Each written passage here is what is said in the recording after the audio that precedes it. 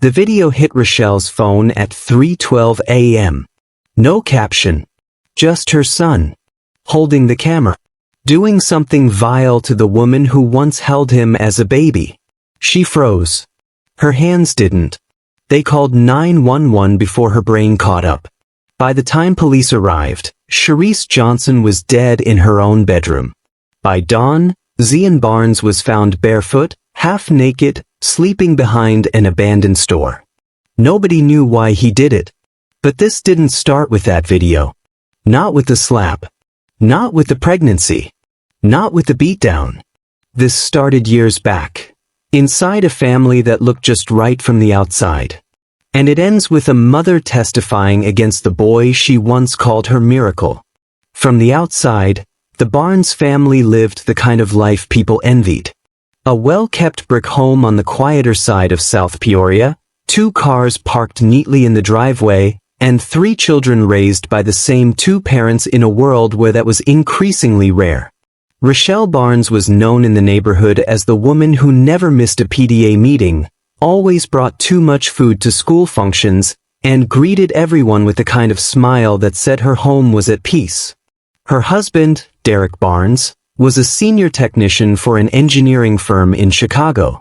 The long commute and extended work hours meant he was rarely home during the week, but on weekends he showed up, whether it was for Jalaya's dance recitals or Tavian's high school basketball championship. He wasn't perfect, but he provided. And Rochelle made up for everything else. Their eldest child, Tavian, now 26, was the kind of man people nodded respectfully to. A quiet type with a business degree and a stable office job downtown. He still lived at home, saving up while planning to buy a condo. The youngest, Jalaya, was just 14. Sharp, well-mannered, a straight-A student with braces and a bedroom filled with honor roll certificates. She followed Rochelle everywhere like a shadow. Then there was Zean. Born 3 years after Tavian, Zean always stood out, and not always in ways the family was proud of. As a toddler, he was clingy but energetic. As a child, he was smart but disruptive. And by the time he hit his teens, Rochelle had stopped making excuses. Zean was the one child who didn't seem to respond to structure. The one who didn't fear consequence. He wasn't failing school, he was refusing it. He didn't fall into bad company, he chased them. Rochelle spent more time in meetings with his principals than she did at her daughter's recitals. Derek tried to step in a few times, but his voice didn't carry weight in Zean's world. Zean didn't admire him. He barely respected him. Still, there were no visible cracks in the foundation. The family went to church on holidays. Birthdays were celebrated. Family dinners were routine. On paper, the Barneses looked like the kind of family youth counselors pointed to as a blueprint. But behind closed doors, Zean was becoming a storm none of them were equipped to manage. He slept most of the day, roamed at night, and had started bringing around older friends Rochelle didn't recognize. Friends with tattoos that crept past their necklines and eyes that didn't look her in the face. She tried to keep the peace. To set boundaries. She enforced curfews, cut off his allowance, confiscated his phone at one point. Nothing held for long. Zean knew how to press her buttons, and worse, he knew how to make her feel like the enemy.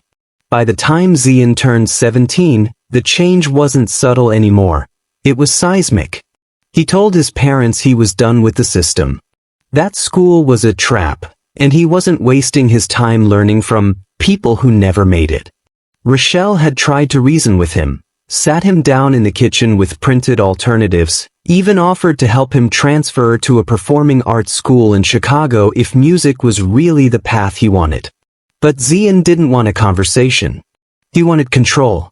He deleted his school apps, blocked his guidance counselor's number, and stopped responding to school officials. Rochelle was left to field calls from the district. At first, she lied, said he was sick, overwhelmed, still deciding. But eventually, the truth caught up. Zean was a dropout. And he didn't care. His days now revolved around music. Not just making it, living in it. His once tidy room turned into a maze of cables, rolling papers, leftover food, and empty prescription bottles he hadn't been prescribed. He'd spend hours watching YouTube interviews of underground rappers, obsessing over their stories of jail, violence, and how they came up. He mimicked their language, their clothes, even their hand signs. He started going out late, sometimes leaving around 11 p.m., returning past sunrise with no explanation and red-rimmed eyes. Rochelle confronted him more times than she could count. Each time ended worse than the last. He'd yell, curse, punch doors, and accuse her of trying to sabotage his future. Once, when she tried to grab his phone, he snatched it back with such force it knocked her wrist against the countertop. He didn't apologize. Derek, still working out of town 5 days a week, tried to discipline Zean through speakerphone. But it didn't land. Zean would talk over him, smirk, or mute the call altogether. And Rochelle was left in the middle, trying to protect her younger daughter from the chaos while hiding the extent of it from her husband. Then came the drugs. It started with weed, which Rochelle found under his mattress. Then came pills, Xanax bars and Percocets, which she discovered in a shoebox in his closet. She flushed them. He replaced them. And still, she didn't give up. She tried a church mentorship program, but he skipped the first 3 meetings. She enrolled him in outpatient rehab. He walked out after day 2. She took away privileges, changed the Wi-Fi password, even removed the door from his bedroom once. It only made him more aggressive. The line between Zean's fantasy and reality had started to blur. The people he rapped about weren't characters. They were real women, real betrayals, real family. And without warning, Deja Scott moved in. Deja Scott met Zean Barnes at a music pop-up event held outside a convenience store on Western Avenue. She was 19, working part-time at a local nail salon and taking online classes for cosmetology. He was 21, carrying studio equipment in his backpack and talking loud about an upcoming mixtape. Their connection wasn't instant, but it didn't take long. Zean knew how to talk. And more importantly, Deja had just come out of a situation that made her crave something that felt like loyalty, even if it was chaos wrapped in charm. Their relationship moved fast. Within a month, she was staying over multiple nights a week. By the 3rd month, she had a toothbrush and clothes at the Barnes home, though Rochelle made it clear it wasn't permanent. Rochelle tolerated her, but she didn't trust her son. She knew Zean's kind of love didn't come with protection, only consequences. Within 6 months, Deja had gotten pregnant. The first time, she and Zean agreed they weren't ready. Rochelle never knew. They handled it quietly at a clinic on the South End. A few months later, it happened again. This time, Deja hesitated. She was starting to grow attached. She said she didn't want to kill another piece of herself. Zean disagreed. The second abortion was less cooperative, more pressured, and emotionally heavier for her. Still she stayed. By early spring, it happened a 3rd time. But this time, Deja was certain she was keeping it. Zean didn't yell. He didn't argue. He simply said, "Okay." And that was it. No resistance, no lectures, no threats. For the first time, he even hugged her after she told him. What Deja didn't know was that Zean had already made a different decision. And he didn't plan to negotiate. On a Saturday evening in late March, Deja invited Zean over to her aunt's apartment where she was temporarily staying. They sat in the living room eating takeout, watching muted music videos, and talking about baby names. Zean went to the kitchen to get water. Deja smiled when he handed her the cup. Minutes later, her stomach began to twist. What followed was a blur. Waves of pain, intense dizziness, and eventually blood. Too much of it. She collapsed in the bathroom. Her aunt called 911. By the time paramedics arrived, Deja was drifting in and out of consciousness. At the hospital, They confirmed it had been an overdose of misoprostol, an abortion drug often used off prescription in dangerous doses. Someone had crushed it and slipped it into her drink. Her body reacted violently. The fetus was lost. She nearly was too. Police questioned her after she stabilized. She didn't name Zean. She claimed she'd been under stress, possibly took the wrong pills, maybe had a reaction. Rochelle found out 2 days later, through a cousin who worked in the Rochelle confronted Deja over the phone, begging her to walk away from Zean before he killed her for Real. But Deja didn't walk. She stayed. Quietly.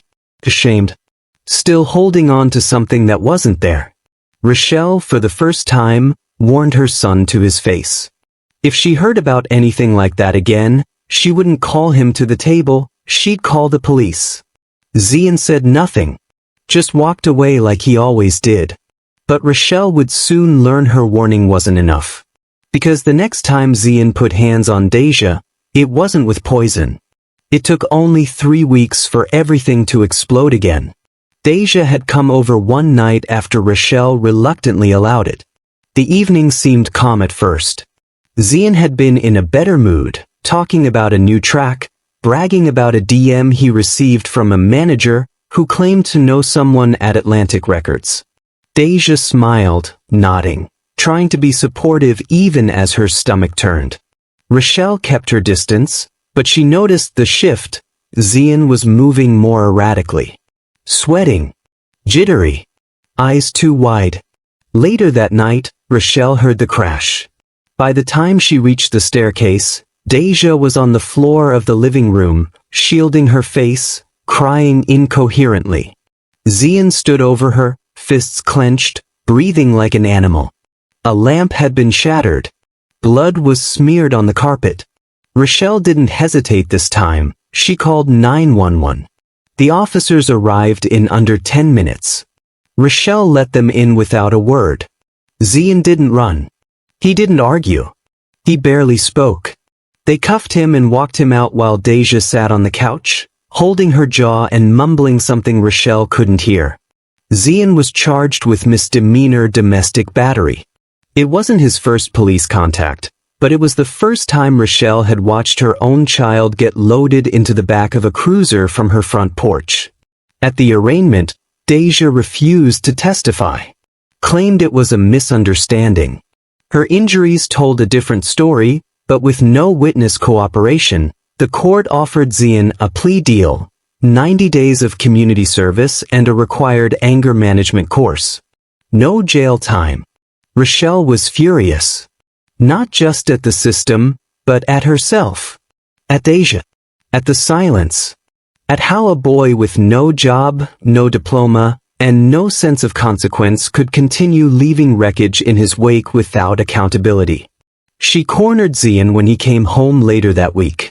Told him she was done covering for him. Told him she didn't care if he was her son, she'd call again if she had to. Zean didn't respond. But she noticed him looking at her differently now. Not with teenage defiance. Not with guilt. With something colder. She thought the worst had already happened. But Rochelle hadn't yet seen betrayal, not until Zean made his next move. He turned to someone much closer to home. The Barnes household was already cracked. Zean's violence, his addiction to chaos, and the growing silence from Derek had pushed Rochelle to the brink. But nothing prepared her, or anyone else, for what came next. It didn't involve police lights. It didn't come with sirens. It started with a notification on Tavian's phone. Tayana Briggs had been Tavian's girlfriend for nearly 2 years. She was quiet, composed, and often helped Rochelle with errands. They had plans to get their own apartment by the end of the year. Rochelle liked her. She brought balance to Tavian's work-driven life. But unknown to everyone in the house, she had also been answering late-night messages from someone else, Zean. It began in secret. A few, "you up?" texts. Flirtatious emojis. And then, blurred boundaries. Tayana started staying later at the Barnes home under the pretense of helping Rochelle or waiting for Tavian. But more than once, Tavian wasn't home, and Zean was. Rochelle would later tell investigators she had noticed a strange distance between Tayana and Tavian around that time but thought it was just stress. Weeks passed. The affair, however brief, escalated quickly. And then it ended just as fast, after Tayana missed her period. She took the test alone. Positive. Zean told her not to panic. He didn't want the baby. She agreed it wasn't the right time. They handled it quietly. No one else knew.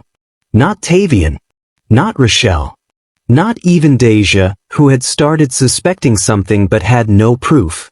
It might have stayed buried if not for one careless mistake. One night, Tavian left his phone charging in the living room. Tayana, sitting beside him on the couch, got up to use the bathroom and left her phone unlocked. A WhatsApp message popped up from Zean, graphic, unmistakable. Tavian picked it up and opened the chat. What he saw made him drop the phone and call for Zean by name. The argument started in the hallway. Rochelle was in the kitchen and rushed in when she heard the first crash. Tavian lunged at Zean, grabbing him by the hoodie and slamming him against the wall. Rochelle tried to break it up, but both sons were shouting, swinging, accusing. Tayana stood frozen in the corner, unable to say anything. Then Zean said it out loud. "She ain't yours. She came to me." Rochelle's knees nearly gave out. The physical fight didn't last long. Tavian caught Zean with a right hook that split his lip and left blood on the tile. Rochelle screamed for them to stop. Jalaya, now 14, had locked herself in her room upstairs, crying. Tayana ran out without her purse. Rochelle didn't sleep that night. Tavian packed his things the next morning and left without saying a word.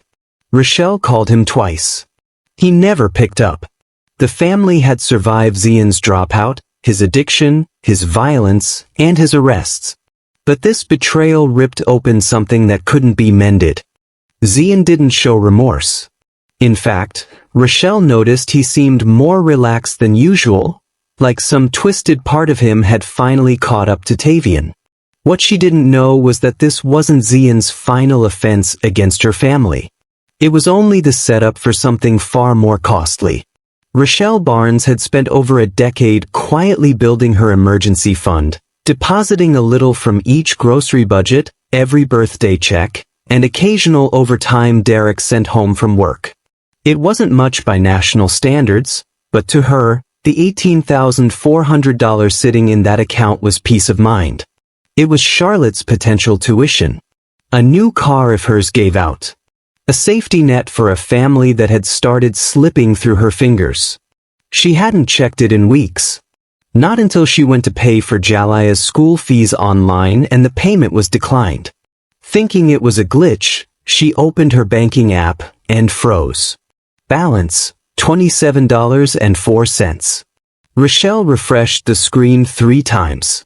Then she opened the transaction history. What she saw made her hands go numb. Multiple transfers, spread out over the last 6 weeks, in amounts ranging from $200 to $3,500. Several flagged as Cash App Load. One labeled Wrap Plug Chicago. Another for Global Promo Pro. Her mind immediately went to Zean. She raced downstairs. He was in the basement, headphones on, rapping over a beat. She yanked the cord from the speaker. "Where's my money?" she asked. Zean blinked. Said nothing. Rochelle shoved the phone screen in his face. "Where is my money?" Zean leaned back, shrugged. "You wasn't using it." The silence that followed was more violent than any slap. Rochelle stood still, her jaw clenched so tight it trembled. "You stole from me," she whispered. "You stole from your own mother." Zean got up, brushed past her, and muttered, "It wasn't stealing. I needed it." That's when she snapped. Rochelle grabbed his arm and pulled him back. "You've lied, you've beaten, you've broken this family, and now you've robbed me. Get out of my house, Zean. Now." Turned. face blank. Or what? The slap came before she realized her hand was moving. Open palm. Right cheek. Zean staggered back, blinked in shock, then stepped forward and returned it. A full, unhesitating slap across her face that echoed through the walls. Rochelle stumbled into the doorframe. The shock didn't come from the pain, it came from who had delivered it. Zean stood over her for a moment, chest rising fast, then turned and bolted up the stairs, out the front door, and into the street. Rochelle called the police minutes later. The report was filed as felony theft. She gave them his name, his last known clothing, and told them he was likely headed toward the south side, where most of his music contacts lived. But none of his usual friends picked up. No one admitted to seeing him. He had vanished. For the first time, Rochelle felt herself let go. Not emotionally, legally. Zean was no longer just a broken son. He was a fugitive. A thief. A threat. She locked the door that night and sat by the kitchen window until sunrise, watching the street in case he came back. He didn't. After slapping his mother and disappearing into the streets, Zean Barnes quickly realized something he hadn't expected. He had nowhere to go. The world outside the Barnes household was suddenly much smaller than he thought. His first call was to Trey, a longtime friend who used to split studio time with him at a cheap rental space near Martin Luther King Drive. No answer. He texted 2 more names in his circle. Both read the messages, none replied. An hour passed. Then 2. Zean walked most of the night, bouncing between bus stops and convenience stores that wouldn't let him loiter. That's when he scrolled down and stopped at a name he hadn't considered in months, Shereice Johnson. She was more than just his godmother. She was his mother's best friend of nearly 3 decades. The woman who used to buy him extra school supplies, let him sleep on her couch during holidays, and once drove an hour just to bring him home when Rochelle couldn't. There was history. But there was also something else, something they both knew they'd never spoken of since it happened. He didn't think. He just called. She gave him the address, different from the last one he remembered. She'd moved recently after her separation. When he arrived, Shereice opened the door slowly, dressed in a housecoat, phone still in her hand. Her eyes scanned him, messy hair, dirt on his sneakers, and a glaze in his eyes that said more than words could. She stepped aside and let him in. Shereice Johnson had been a constant in the Barnes family long before Zean knew what boundaries even were. She and Rochelle met in community college in the late 90s and stayed close ever since. 2 girls who grew into women together, raised kids together, and trusted each other without question. When Rochelle had Zean, Shereice was the first friend to hold him. She brought frozen meals after the delivery. Bought him his first winter coat. Every Christmas, Zean received a gift from Shereice wrapped in different paper than the ones under the Barnes tree.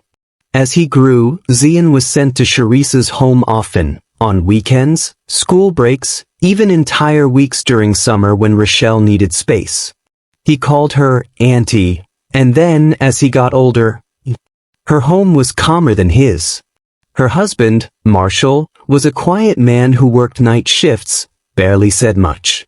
The house was filled with candles, jazz music, and a kind of maternal softness Zean responded to. At least at first. But something changed in the years after Zean dropped out. It started during a weekend visit in 2020, shortly after his second arrest for trespassing on private property with a group of friends. Rochelle had sent him to Shereice's for a weekend to cool off. He showed up with a Bluetooth speaker and 2 blunts in his hoodie pocket. Shereice scolded him gently, but didn't turn him away. That Friday night, he fell asleep on her couch watching music videos. Around 3 a.m., she woke up to find him in the kitchen, shirtless, high, and pouring cough syrup into her wine glass. "Go to sleep, Zean," she'd said. He didn't move. He asked her if she ever wondered what it would have been like if she had kids of her own. She told him to stop talking nonsense. He stared at her like he didn't recognize her. Later that night, it happened. No force. No screaming. Just blurred lines and a wave of regret that crashed the moment it was over. Shereice didn't speak of it. Zean acted like nothing had happened. When Rochelle picked him up Sunday night, he gave Shereice a long hug at the door. She didn't return it. Months passed. And then it happened again. A second visit. Another high. Another time of sexual intimacy. This time, Marshall noticed something off. He didn't accuse her directly, but he asked questions. He started sleeping at his cousin's house. By spring of 2021, he moved out quietly and never returned. They didn't divorce. They just drifted until there was nothing left. That was when Shereice made a vow to herself, no more. No more blurred lines. No more pity wrapped in affection. No more second chances for Zean Barnes. She hadn't seen him since that last visit. Hadn't spoken to him beyond the occasional check-in with Rochelle. She tried to pretend it hadn't happened. That she hadn't crossed a line with the son of her best friend. And then this night arrived. Zean at her doorstep. Sweaty. Desperate. Saying he had nowhere to go. She should have shut the door. But she didn't. Finally, Zean told her everything he had done. How his mom had hit him first. How he hit her back. And how the moment it happened, he knew he couldn't return. Shereice didn't mention the police report. Didn't tell him Rochelle had filed charges. Didn't mention the officers who had already called her hours earlier to ask if she'd seen him. According to Zean's later confession, all she said was, "You can sleep here tonight." That's it. The house had gone still. The kind of stillness that feels too heavy to trust. Shereice Johnson sat in the dark of her living room, phone pressed tightly to her ear, voice low. She kept the screen dimmed, her back to the hallway where the guest room sat with its door half closed. She believed Zean was asleep. After everything he'd confessed, she assumed he was finally out cold. She was wrong. He was awake. Wide awake. Zean stood barefoot behind the cracked door, silent, breathing shallow. His head tilted slightly toward the hall, just enough to catch every word. Rochelle's voice came through the phone, shaky but firm. "You sure he's there?" "I'm looking at his shoes by the door," Shereice whispered. "He's in the back room. Been here maybe 2 hours. Looks bad. Eyes red. He talked a little." "You let him in?" "I didn't know what else to do. He had nowhere else." There was a pause. "Then Rochelle, they're ready to pick him up. They just need a location. I didn't want them storming your house. Can you just keep him calm until morning? Say nothing. Just stall." Zean heard every syllable. He heard Rochelle's voice. Heard his mother's name, spoken in alliance with the only person he thought still saw him as more than just a lost cause. The shame, the betrayal, it wrapped around his chest like barbed wire. Shereice didn't notice the guest room door open behind her. She didn't hear the soft steps across the carpet. Zean stared at the back of her head, fists clenched. Something inside him broke loose, something that had been waiting for the last crack. This wasn't just about survival anymore. This was punishment. And Shereice, the one person who opened her door when no one else would, had just chosen sides. Zean turned back down the hall, slow and quiet, like he needed a second to think. But he wasn't thinking. He was getting ready. It was just past 1 a.m. when Shereice Johnson finally rose from the couch and walked toward her bedroom. She didn't bother locking the door this time. She assumed Zean was asleep. She assumed wrong. He stood outside her room less than 5 minutes later, the hallway light casting a thin glow over his face. Whatever clarity had existed earlier was gone. What stood there now was a man wrapped in betrayal, high off a chemical mix of rage and pills, his sense of reality warped beyond reason. He didn't knock. Zean reached for her, grabbing her by the wrist and pulling her forward. She struggled, trying to push him back, but he was faster, stronger, and fueled by something she couldn't name. She pleaded once. It didn't matter. The assault didn't last long. But what made it worse, what turned it from trauma into humiliation, was the sound of his phone chiming mid-act. He had propped it up on her dresser, recording, as he violated her in ways no one should hear of.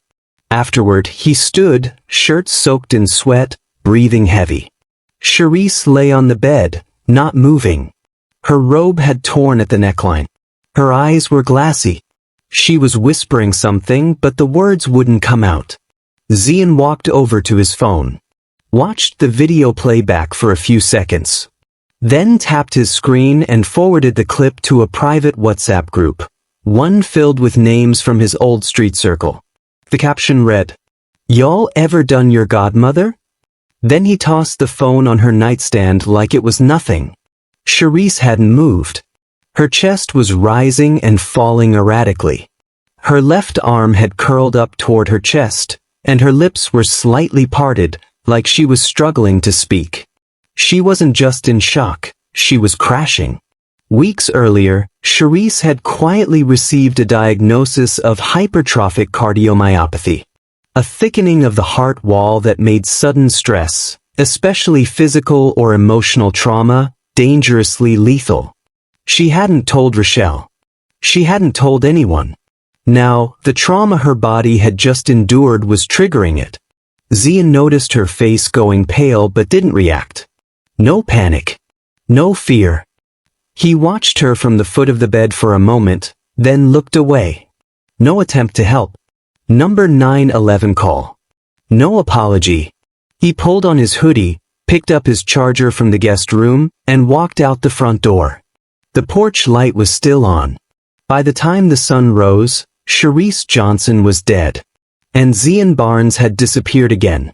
Into the streets, phone in hand, shoes half-tied, and one final crime etched into the screen of his own device.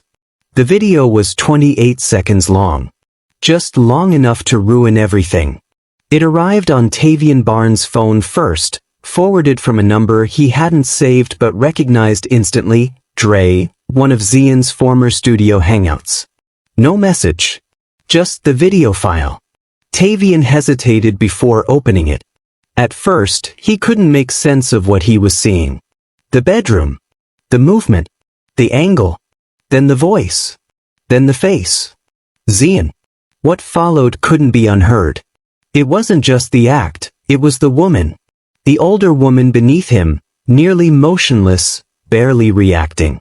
He dropped the phone and cursed aloud.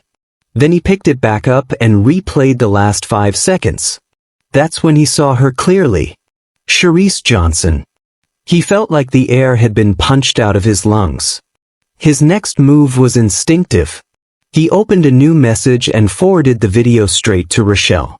No warning. No words. Just the raw truth, exactly as it had hit him.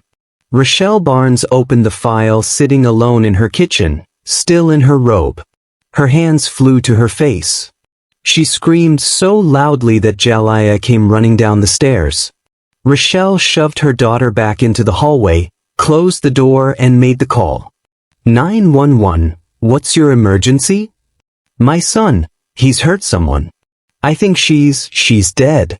Her name's Shereice Johnson. Please send someone. Now. The dispatcher began asking questions, but Rochelle was already reciting the address. She had visited Shereice's new place once a few weeks prior, after the separation with her husband. Rochelle hadn't liked the new neighborhood, too isolated, too quiet. She never imagined it would be the place her best friend would take her last breath. Peoria County deputies arrived at the property few minutes after the call. The front door was unlocked. There were no signs of forced entry. No signs of a struggle. But what they found inside stopped them cold. Shereice Johnson lay on her bed, robe torn, body pale, unresponsive. Her hands curled inwards, her mouth slightly open. The time of death would later be estimated between 2:30 and 3 a.m. Within the hour, Peoria County issued an emergency alert for Zean Barnes, 21 years old, wanted for questioning in connection to the suspicious death of Shereice Johnson. Zean was on foot. No car. No wallet. No known location. But someone would spot him. And it wouldn't be far from where the story had started. It was nearly 2:20 p.m. when a call came in from a local shop owner on the south end of Peoria's East Bluff. He'd gone out for a smoke behind his convenience store when he noticed a figure curled up in the alley, slumped against the bricked wall of an abandoned hardware shop next door. At first, he thought it was just another addict sleeping it off. But something felt off. The sneakers were missing, the hoodie was half unzipped, and the boy was mumbling to himself, eyes barely open, face bruised. When officers arrived, they approached cautiously, unsure if Zean Barnes would run or resist. He didn't. He looked up, blinked once, and said nothing as they pulled him to his feet and placed him in cuffs. His hands were trembling, likely from a chemical mix of whatever he'd taken. His lips were dry. He hadn't eaten. He hadn't tried to escape. In his hoodie pocket was a single black phone charger, a crumpled receipt from a gas station 5 miles north, and a folded piece of paper with a verse scribbled in Sharpie. Trust nobody. Blood turned bitter. At the Peoria County Sheriff's Office, Zean was booked without incident. His face remained expressionless during fingerprinting, mugshot, and intake. Officers noted no visible injuries beyond a split lip, an old one from a previous fight, they assumed. The charges began stacking immediately. Second-degree murder, pending upgrade pending full autopsy results. Aggravated criminal sexual assault. Unlawful electronic recording and distribution of explicit material. Felony theft from Rochelle's account, which had now been fully traced. Violation of prior community service terms. When asked if he wanted to speak to an attorney, Zean muttered something unintelligible and laid his head on the table. He didn't request a call. Didn't ask for Rochelle. Didn't mention Shereice. Meanwhile, Rochelle sat in silence in her kitchen as officers updated her. She didn't ask where they found him. She didn't ask what he looked like. All she said was, "I don't want to see him." She meant it.